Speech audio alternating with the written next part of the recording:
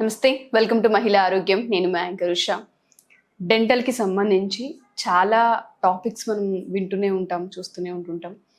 చాలామంది మర్చిపోయేది ఏంటంటే లిప్స్టిక్స్ ఎక్కువగా వాడుతూ ఉంటుంటారు. ఇవాళ రేపు ఒక ఆన్ స్క్రీన్ మీద కనిపించే వాళ్ళే కాదు, చిన్న చిన్న ప్రొఫెషన్స్లో ఉన్న వాళ్ళైనా, లేదంటే పెద్ద జాబ్స్ చేసే వాళ్ళైనా, లేదు అంటే ఎక్కడికైనా ఫంక్షన్స్ ఉన్నప్పుడైనా మ్యాండేటరీగా ప్రతి ఒక్కరు లిప్స్టిక్స్, లిప్ బామ్స్ యూస్ చేస్తూనే ఉంటుంటాం. టీత్కి ఇన్ఫెక్షన్ ఏ విధంగా వచ్చే అవకాశం ఉంటుంది, లిప్స్టిక్స్ వాడేటప్పుడు ఎటువంటి కేర్ తీసుకోవాలన్న వాటిపైన మనతో పాటు డెంటల్ స్పెషలిస్ట్ మ్యామ్ ఉన్నారు. ఒకసారి ఆవిడని అడిగి తెలుసుకుందాం. Hello ma'am. నమస్తే అండి. సో లిప్స్టిక్స్ చాలామంది వాడుతూనే ఉన్నారు. 100లో ఒక 99% ప్రతి ఒక్క లిప్స్టిక్ కామన్గా యూస్ చేస్తాం. అండ్ దాంతోపాటు ఏ చిన్న అకేషన్ ఉన్నా, ఏ చిన్న ఆఫీస్ అయినా సరే లిప్స్టిక్ లేకుండా ఆడపిల్లలు బయటికి వెళ్ళరు. బట్ డెంటల్కి వచ్చేసరికి, పంటికి వచ్చేసరికి అది ఒకవేళ అంటినా లేదు అంటే తాకినా ఎటువంటి ఇన్ఫెక్షన్స్ వస్తాయి అంటారు, ఎలా కేర్ తీసుకోవాలి అంటారు? చాలా కరెక్ట్ అండి. Lipstick girls or women's best friend it is. So చాలా మంది కాలేజెస్ కానీ, మనకు బయట ఫంక్షన్స్ ఉన్న ఆఫీసెస్ ఏదైనా సరే మన లిప్స్టిక్ వాడకం అన్నది we feel we look beautiful if we wear lipstick. So చాలా మందికి తెలియని అండ్ నెగ్లెక్టెడ్ థింగ్ ఏంటంటే లిప్స్టిక్ వల్ల కూడా ఇల్ ఎఫెక్ట్స్ ఉంటాయి. లిప్స్టిక్ వల్ల మన లిప్స్కి కానీ, టీత్కి కానీ, ఓరల్ క్యావిటీకి కానీ, ఓరల్ హెల్త్కి కానీ చాలా ఇల్ ఎఫెక్ట్స్ ఉంటాయి. సో దాని గురించి చాలా మందికి తెలియదు.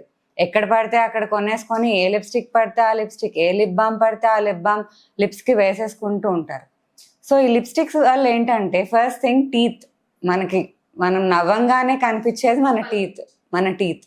సో ఆ లిప్స్టిక్ ఫస్ట్ ఎఫెక్ట్ మన టీత్ మీద ఎలా పడుతుంది అంటే, సో ఆ లిప్స్టిక్ లో మనకి చాలా కెమికల్స్, డైస్ అండ్ ఈ డిఫరెంట్ కలర్స్, కెమికల్స్ ఉంటాయి. సో దాంట్లో లిప్స్టిక్ ప్రిజర్వ్ చేయడానికి కూడా కొన్ని కెమికల్స్ వాడుతూ ఉంటారు. వాటి వల్ల కూడా మన టీత్ మీద చాలా ఇల్ ఎఫెక్ట్ ఉంటుంది. అదేంటంటే మన టీత్ మీద ఒక లేయర్ లాగా ఫామ్ చేసేస్తుంది అనమాట. సో దానివల్ల మన టీత్ డిస్కలర్ అయ్యి, అండ్ కొంతమంది చాలా డార్క్ షేడ్స్ ఆఫ్ లిప్స్టిక్స్ వాడుతుంటారు. సో ఆ డార్క్ షేడ్ రావడానికి వాళ్ళు చాలా డైస్ వేయాల్సి వస్తుంది కదా. సో ఆ డై వల్ల మన కలర్ ఎనామిల్ షేడ్ కూడా మారిపోతుంది అనమాట. టీత్ కలరే మారిపోతుంది. అండ్ మన ఈ బయోలిమిన్స్ అంటే ఈ చూడండి, లైట్ కలర్ షేడ్స్ వేసిన, డార్క్ కలర్ షేడ్స్ వేసిన మనకి ఆ ఫోటో ఎఫెక్ట్ కి మన లైట్ కలర్ వేస్తే మన లోపల టీత్ డార్క్ కలర్ గా కనిపిస్తాయి, డార్క్ కలర్ వేస్తే లోపల వైట్ కలర్ లో కనిపిస్తాయి. సో ఆ డిఫరెన్స్ కూడా ఉంటుంది అనమాట మన టీత్ మీద. అండ్ ఆ కెమికల్స్ వల్ల మన టీత్ ఎనామెల్ ఇరోడ్ అయ్యే ఛాన్సెస్ ఉన్నాయి ఆ కెమికల్స్ వల్ల. అండ్ వీళ్ళు లెడ్ కూడా వాడతారు. So lead is very poisonous actually. Lead అనేది ఒక కెమికల్, అది దట్ ఈస్ ఆల్సో పాయిజనస్. దానివల్ల మన oral cavity, oral mucosa and మనం లిప్స్టిక్ వేసుకున్నామంటే మోస్ట్ ప్రాబబ్లీ ఇలా చేస్తూ ఉంటాం. సో దట్ విల్ ఆటోమేటిక్ గా that will go into our బాడీలోకి and it touches our oral mucosa, everything. So that is dangerous. So when we choose the lipstick we are using, whether it is good quality is main important అన్నమాట.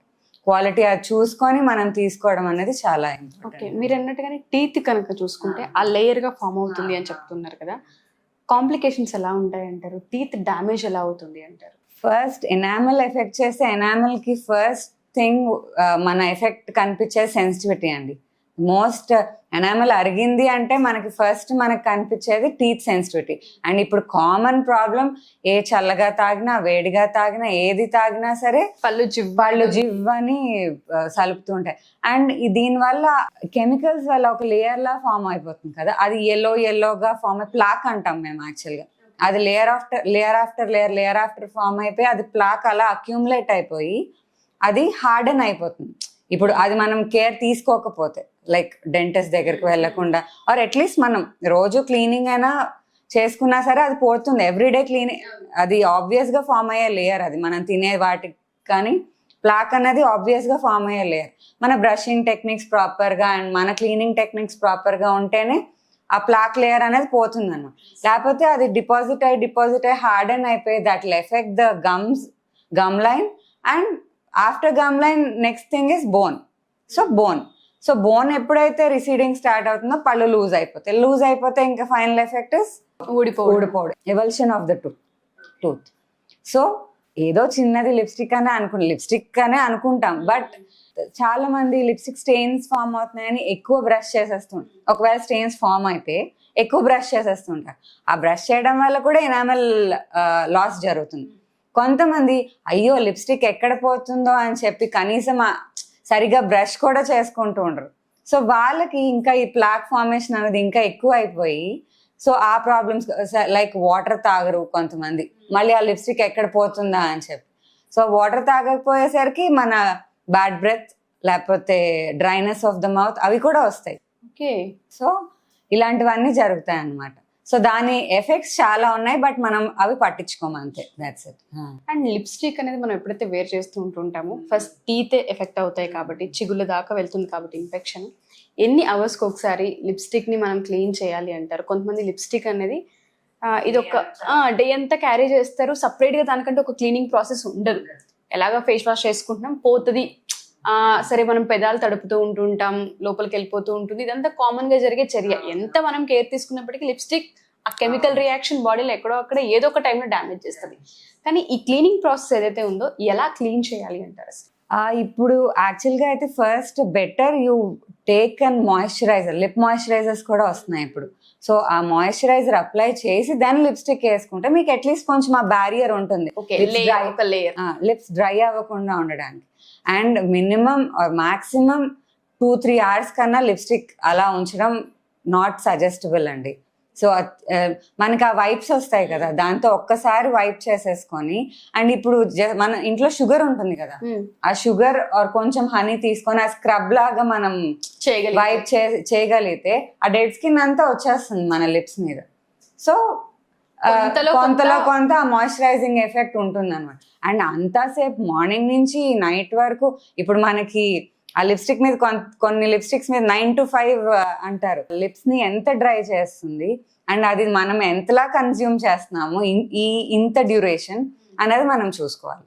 Okay, so lipstick అనేది long run లో definite గా teeth కి and దాంతో పాటు చిగుర్లకి and oral, ఎందుకంటే chemicals ఉన్నాయి కదండి దీంట్లో. ఆ కెమికల్స్ ఏమవుతాయంటే మనం ఓరల్ క్యావిటీలో కూడా అవి అప్పుడప్పుడు ఆ బర్నింగ్ సెన్సేషన్, ఇప్పుడు ఆ క్వాలిటీ సరిగా లేదనుకోండి, ఆ కెమికల్ మన ఓరల్ మ్యూకోజా అంటాం, ఆ బుగ్గ ఆ లోపల చిగురు అదంతా దాంతో రియాక్ట్ అయ్యి అప్పుడప్పుడు మనకి దీనిలాగా అల్సర్స్ లాగా దట్ కెమికల్ రియాక్షన్ కూడా వచ్చే ఛాన్స్ ఉంది.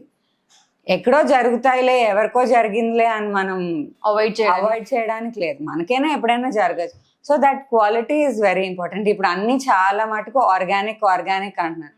వీ షుడ్ సెలెక్ట్ ఆర్గానిక్, అది ఎలా ఉంది, రివ్యూస్ ఎలా ఉన్నాయి అన్న దాన్ని బట్టి కూడా ఏదో ఇక్కడ జస్ట్ బయట ఏదో అమ్ముతున్నారు షేడ్ బాగుంది అని తీసుకొని ఇచ్చేయడానికి లేదు మనం.